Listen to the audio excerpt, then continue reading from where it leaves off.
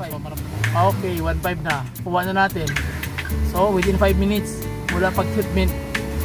Okay, yan o. Kuha na natin. Tahimik ni makina. So, simple. Ito yung before. So, loose compression siya. So, maramdaman nyo naman na loose compression talaga siya. Yan o. So, after treatment, tingnan natin kung ano yung pwedeng maiambag ni Hado. So, pakinggan nyo mabuti yung engine. Medyo ano pala siya. Nasa 3,000 plus ang 4,000 yung galit ng engine. So, after treatment, tingnan natin kung ano pwedeng maiambag na. So, yun.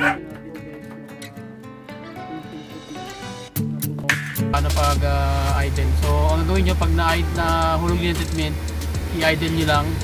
Hapak na muna kayo. Yung pinaka papansin nyo na medyo ano na siya, medyo galit na siya. So, wag mo lang i-up. Tama-tama lang. Maramdaman nyo yung galit ng makina. So, ganyan lang, mga ilang minutes. Hanggang maramdaman nyo yung compression, medyo manumbalik siya. Makapasok yung hado doon sa fuel system, doon sa combustion chamber. Para yung valve set, maramdaman nyo naman yan na medyo may compression na malakas. So kanina ang compression niya sa mga 3,000 na compression.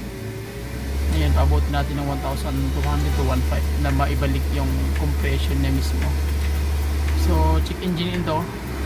So ang problema nito either sensor ng oxygen sensor sa catalytic converter, bank 1 tsaka bank 2. So wala tayong dalang scanner, yun lang. So kaya naka-check engine siya. Yun ang problema. Ay, ganoon na siyang simple. Okay, nakuha na natin 2.5 guys. So, may compressor na siya. 2.5. Ano, pakiramdam nyo mabuti yung lakas ng engine. 2.5.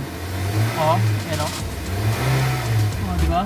So nakuha na natin 2.5. Kanina ayaw yan hindi yan lumalabas. Nasa 3,000. Ngayon 2.5 pa lang. Ramdam na natin.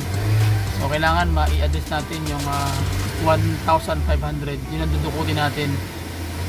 So ipadukot natin kay Hado. Yun 1,500 na. So yun na guys, nakuha na natin 1,500. So try natin 1,000.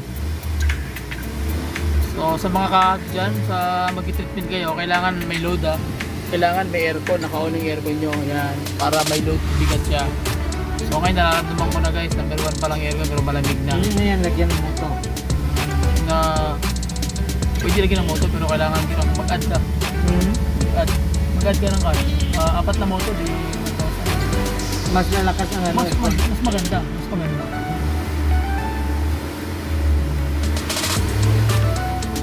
Yung iba na yung tunog, di ba? Pining na siya na malakas. Yan yung galit na naramdaman na natin. So try natin sa 1.5. Okay, 1.5 na. Kuha na natin. So within 5 minutes mula pag-treatment. Okay, yan o. Kuha na natin. Tahimik yung makina. So